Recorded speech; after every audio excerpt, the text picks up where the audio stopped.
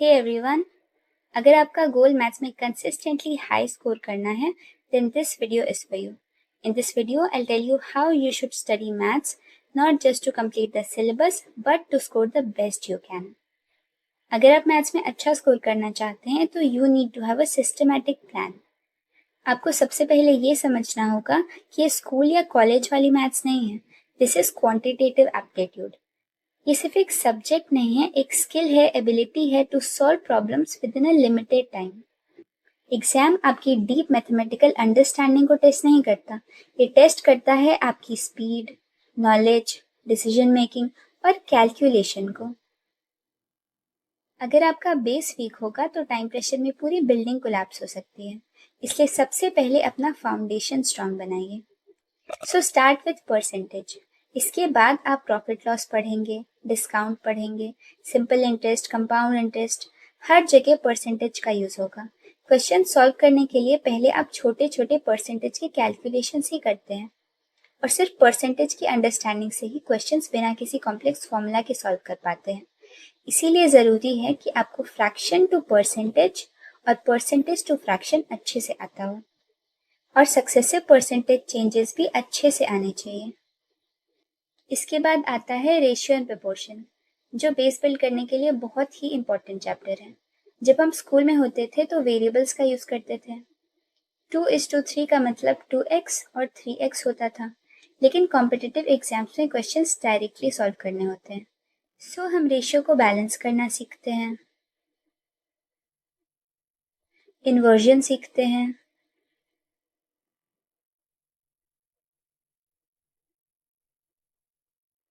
Ratio difference को equate करना सीखते हैं, क्रॉस मल्टीप्लिकेशन मेथड सीखते हैं. इसलिए ये चैप्टर बहुत अच्छे से पढ़ना और रेशियो और परसेंटेज को सिर्फ चैप्टर्स की तरह ट्रीट मत करना, इन्हें टूल्स की तरह ट्रीट करो, बिकॉज ये बहुत सारे दूसरे चैप्टर्स में हेल्प करते हैं. सो जितने स्ट्रांग ये चैप्टर्स होंगे उतने अच्छे से इनकी हेल्प लेकर आप दूसरे चैप्टर सॉल्व कर पाएंगे. अब बात करते हैं प्रॉफिट एंड लॉस की. सो ये बहुत ही इंटरेस्टिंग और रिलेटेबल चैप्टर है. आप सीपी, एमपी और एसपी का रिलेशनशिप बहुत अच्छे से समझिएगा. सो शॉपकीपर ने सामान खरीदा, फिर थोड़ा सा मार्कअप कर दिया. फेस्टिव सीजन था तो थोड़ा सा प्राइस और बढ़ा दिया. फिर फेस्टिव सेल में थोड़ा सा डिस्काउंट दे दिया. कस्टमर ने रिक्वेस्ट की तो थोड़ा सा डिस्काउंट और दे दिया. कस्टमर ने बहुत सारा सामान खरीदा तो थोड़ा सा डिस्काउंट और दे दिया. So profit is this. आपके लिए ये पूरा फ्लो क्लियर होना चाहिए. आप शॉर्टकट्स और ट्रिक्स ज़रूर सीखिए और साथ साथ में हर शॉर्टकट के पीछे का बेसिक कॉन्सेप्ट भी समझते हुए आगे बढ़िए, ताकि क्वेश्चन में थोड़ा सा भी चेंज हो तो भी आप क्वेश्चन सॉल्व कर पाएं. Now alligation, again a very important tool. So ये मेथड सीखिए और इसे अप्लाई करना सीखिए, और ये आप सिर्फ प्रैक्टिस से ही सीख पाएंगे. Mixture, profit loss, average in chapters में आपकी बहुत हेल्प करेगा. आपको आइडेंटिफाई करना आना चाहिए कि किस क्वेश्चन में एलिगेशन अप्लाई होगा. जैसे ये क्वेश्चन है. सो 35 रन्स हैं इन 20 इनिंग्स. नेक्स्ट 5 इनिंग में एवरेज पता नहीं है एंड टोटल हो जाता है 38.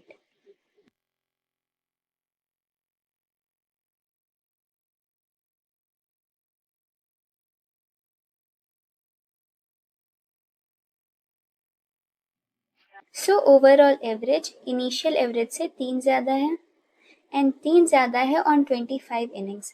सो टोटल 75 और 75 ज़्यादा है due to these 5 innings, means 15 runs. So 35 plus 15, ये 50 रन्स होंगे. नेक्स्ट क्वेश्चन है प्रॉफिट एंड लॉस का.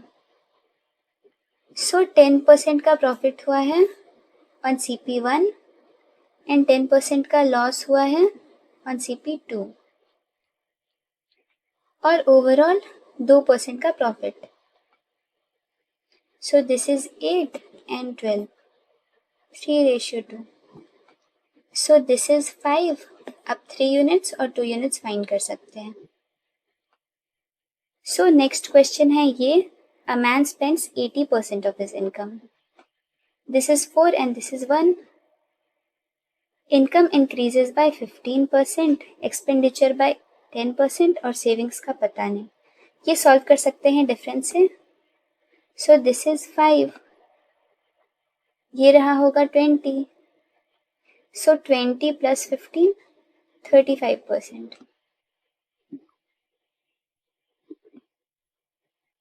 अब ये क्वेश्चन है टाइम एंड डिस्टेंस का. So speed is distance per unit time. Speed and यहाँ टाइम. सो 2 मीटर पर सेकेंड, 5 मीटर पर सेकेंड. एवरेज स्पीड है 3 मीटर पर सेकेंड. टाइम है 2 and 1. ये वाला टाइम है 20 minutes. So total time 3 units is 60 minutes. Now this question mixture replacement का है और हमें फाइंड करना है quantity of milk left in the vessel. So initially 200 litre milk था, प्योर मिल्क. इसके बाद 20 लीटर रिप्लेस किया गया. सो 180 आउट ऑफ 200. 30 रिप्लेस किया गया, सो 170 आउट ऑफ 200. 40 रिप्लेस किया गया, सो 160 आउट ऑफ 200. 25 किया गया, सो 175 आउट ऑफ 200. एंड में 185 आउट ऑफ 200. अगर ऑप्शंस में यूनिट डिजिट अलग अलग हो तो यूनिट डिजिट ट्राई कर सकते हैं. मल्टीपल्स मैच ना करें तो 9 का मल्टीपल देख सकते हैं, 17 का मल्टीपल, 16 का और 25 का. कुछ भी ना हो तो सॉल्व करेंगे एंड में. शुरू में हो तो स्किप कर देना. जब आप मिक्सचर पढ़ रहे होंगे तो हर स्टेप समझ कर पढ़ना, तभी आपको ये चैप्टर इजी और इंटरेस्टिंग लगेगा. मिक्सचर और रिप्लेसमेंट वाले क्वेश्चंस की अच्छी प्रैक्टिस कर लेना. इसके बाद आता है टाइम एंड वर्क. बहुत ही इम्पोर्टेंट और स्कोरिंग चैप्टर है. सबसे पहले हम एलसीएम मेथड पढ़ते हैं, फिर एफिशिएंसी, लीविंग और जॉइनिंग वर्क, स्टार्ट से एंड से. सो ये सारी चीज़ें पढ़िए और हर टाइप के क्वेश्चंस की अच्छी प्रैक्टिस कीजिए. ये समझिए कि वर्क एक्चुअली डिस्ट्रीब्यूट कैसे हो रहा है. जितनी अच्छी अंडरस्टैंडिंग होगी उतनी आसानी से आप नए क्वेश्चंस भी सॉल्व कर पाएंगे. इसलिए हर क्वेश्चन टाइप समझ कर सॉल्व करना. इसके बाद आता है टाइम, स्पीड एंड डिस्टेंस. बहुत ही इम्पोर्टेंट और डाइवर्स चैप्टर है. सबसे पहले आप प्रोपोर्शनैलिटी अच्छे से समझिए और इस पे बेस्ड क्वेश्चंस कीजिए. इसके बाद रिलेटिव स्पीड, ट्रेन के questions, police thief, boat stream, race, इन क्वेश्चंस की और हर एक क्वेश्चन टाइप की अच्छी प्रैक्टिस होनी चाहिए. जितने अच्छे से आप प्रैक्टिस करेंगे उतना ही फास्ट सॉल्व कर पाएंगे. Now let's solve a question. So ये एक सर्कुलर ट्रैक है. इसकी लेंथ है 1200 मीटर. ए और बी रेस में पार्टिसिपेट करते हैं. ए की स्पीड है 18 किलोमीटर पर आवर, बी की स्पीड है 27 किलोमीटर पर आवर और ये दोनों ही सेम डायरेक्शन में मूव करते हैं. अब क्वेश्चन ये है कि जब रेस स्टार्ट हो जाएगा तो ये दोनों वापस से स्टार्टिंग पॉइंट में कब मिलेंगे. सो बी की स्पीड है 7.5 मीटर पर सेकेंड और ए की स्पीड है 5 मीटर पर सेकेंड.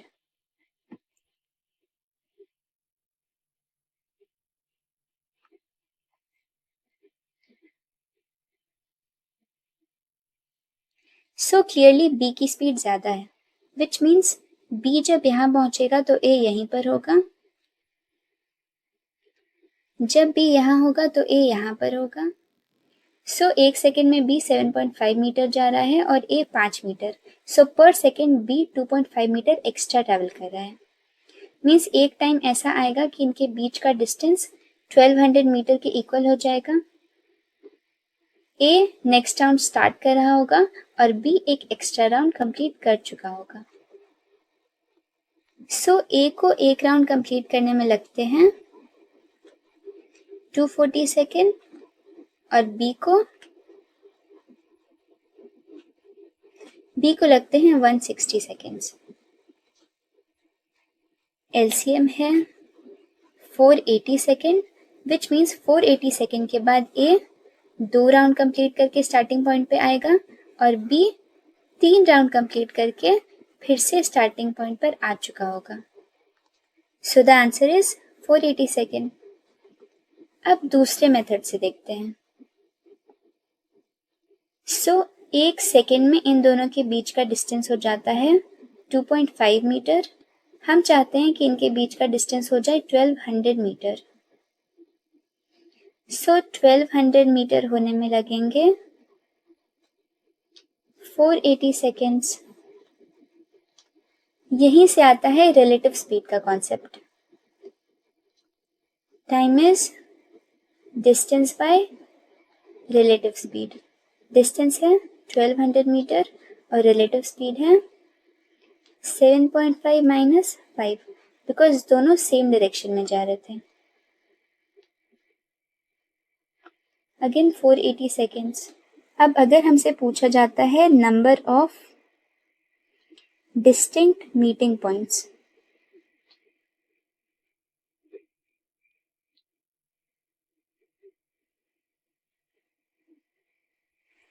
मीन्स कितने अलग अलग पॉइंट्स पे ये दोनों मिल सकते हैं। लेते हैं हम स्पीड का रेशियो। इसके लिए लेते हैं हम स्पीड का ratio which is 2:3। Same direction में जा रहे थे इसलिए डिफरेंस लेंगे विच इज 1। सो एक ही distinct point which is the starting point. अब आता है नंबर सिस्टम।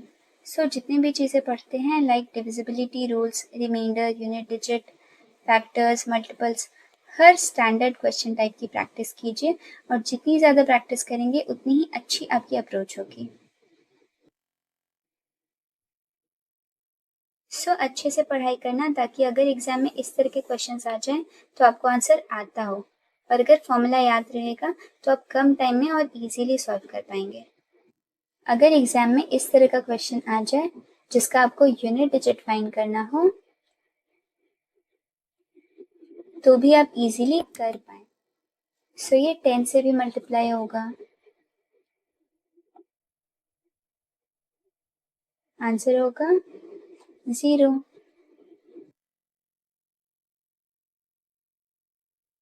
अलजेब्रा में आपको सारे स्टैंडर्ड फॉर्मूलाज और आइडेंटिटीज याद होनी चाहिए, और सिर्फ याद करना इनफ नहीं है, क्वेश्चंस प्रैक्टिस करते रहिए।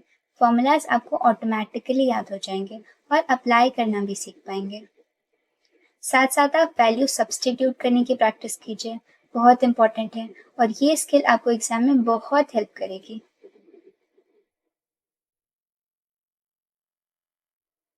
ये क्वेश्चन है। ये क्वेश्चन देखकर ही आपके दिमाग में आना चाहिए कि हम वैल्यू 2, -1 और -1 रख सकते हैं और क्वेश्चन इजीली सॉल्व कर सकते हैं। अब आता है ट्रिग्नोमेट्री। सारे स्टैंडर्ड वैल्यूज और आइडेंटिटीज आपको याद होनी चाहिए और जितनी अच्छे से प्रैक्टिस करेंगे उतनी अच्छे से आप एग्जाम में अप्लाई भी कर पाएंगे। वैल्यू पुटिंग की प्रैक्टिस कीजिए, ये अलजेब्रा में और साथ साथ ट्रिग्नोमेट्री में आपकी काफ़ी हेल्प करेगा। आप इसकी जितनी प्रैक्टिस करेंगे उतना कॉन्फिडेंस बिल्ड होगा। अब ये क्वेश्चन है। सो सारे ऑप्शंस कांस्टेंट वैल्यूज हैं। हम थीटा की वैल्यू पुट कर सकते हैं और tan थीटा है, cot थीटा है, तो 0 और 90 ये पुट नहीं करेंगे। आप इजीली 45 डिग्री पुट कर सकते हैं। This is cosec theta. अब आता है ज्योमेट्री। बहुत ही इंटरेस्टिंग चैप्टर है अगर आप अच्छे से समझ कर इसे पढ़ें, और बहुत ही इम्पोर्टेंट भी है। बड़ा चैप्टर है, बहुत सारे थियोरम्स, इंपॉर्टेंट रिजल्ट्स मिलते हैं।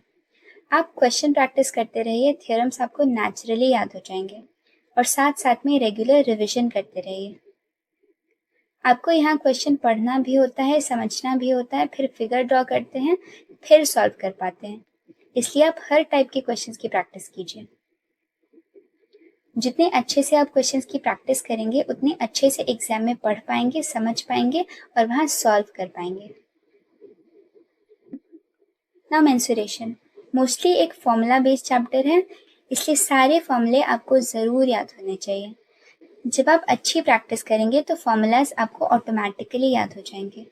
3D मेंसुरेशन के लिए इमेजिनेशन और विजुअलाइजेशन बहुत इम्पॉर्टेंट है, इसलिए हर फिगर को समझ कर पढ़िए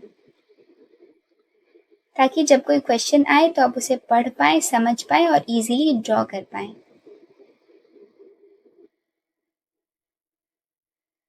The next chapter is average. बहुत ही इजी चैप्टर है और बहुत ही सिंपल सा एग्जाम्पल लेंगे। जनरली इस तरह के क्वेश्चंस आते हैं कि कुछ लोग थे, लाइक 5 लोग हैं, इनकी एवरेज एज है 20 ईयर्स। एक मेंबर इन्हें और ज्वाइन करता है, इसके बाद इन सभी की एवरेज एज 23 ईयर्स हो जाती है, मीन्स +3। ये 3 बढ़ गया for 6 people, so total 18 years ज़्यादा हो गए और इनिशियली था 20, सो 20 से 18 हुआ है due to this one member, so इसकी एज रही होगी 38 ईयर्स। आपके लिए सिर्फ चैप्टर्स कंप्लीट करना इनफ नहीं है, हर चैप्टर के सारे क्वेश्चन टाइप्स और सब टाइप्स आपको आने चाहिए। शॉर्ट मेथड्स और शॉर्टकट्स ज़रूर सीखिए, साथ साथ ये समझिए कि शॉर्टकट तभी काम करेगा जब आपका बेसिक स्ट्रांग होगा, और शॉर्टकट एग्जाम में तभी अप्लाई कर पाएंगे जब उसकी अच्छी प्रैक्टिस करेंगे। इसलिए बेसिक्स और शॉर्टकट्स दोनों को साथ लेकर चलिए। कमिंग टू कैलकुलेशन, आपको 15 मिनट्स में 25 क्वेश्चंस करने हैं, तो ये तभी पॉसिबल है जब आप फास्ट सॉल्व कर पाएँ, और मार्क्स तभी आएंगे जब आप स्पीड के साथ साथ एक्यूरेसी भी मेंटेन कर पाएँ। इसलिए calculation is your most important weapon. अब आपके लिए इस वेपन को इम्प्रूव करना सिर्फ इम्पॉर्टेंट नहीं है, अब कंपलसरी हो जाता है। रोज़ 15 to 20 मिनट्स कैलकुलेशन के लिए ज़रूर दीजिए। ये एक अलग चैप्टर नहीं है, लेकिन एक स्किल है जो हर चैप्टर में आपकी हेल्प करेगा और आपका कॉन्फिडेंस बढ़ाएगा।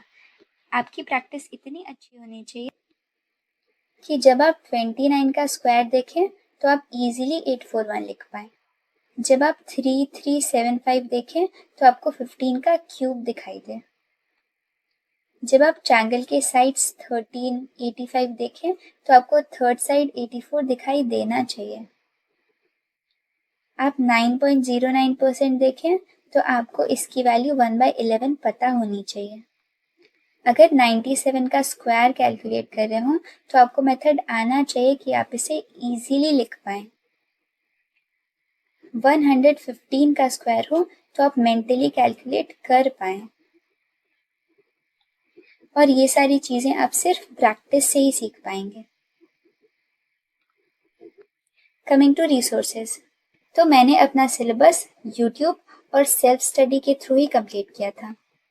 लेकिन अगर आप अभी प्रिपरेशन स्टार्ट कर रहे हैं, आपके पास टाइम है लेकिन गाइडेंस नहीं है, या आपको नहीं पता कि क्या पढ़ना है और कितनी प्रैक्टिस करनी है, तो किसी अच्छे टीचर का स्ट्रक्चर्ड कोर्स लेना एक अच्छा डिसीजन है।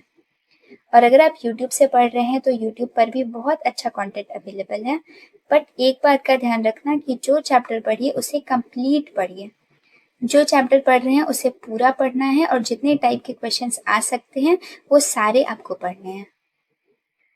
मैथ्स में आपके मार्क्स तब बढ़ेंगे जब बेसिक स्ट्रांग होंगे, प्रैक्टिस अच्छी होगी, आप फास्ट कैलकुलेशन कर पाएंगे और अच्छी रिविजन की होगी। इसलिए हर चैप्टर को समझिए, स्ट्रॉन्ग फाउंडेशन बनाइए और कैलकुलेशन पर रोज काम कीजिए। Like if you like the video and tell me if it added value to your preparation. Keep learning, keep improving, and keep moving forward. And thank you for watching.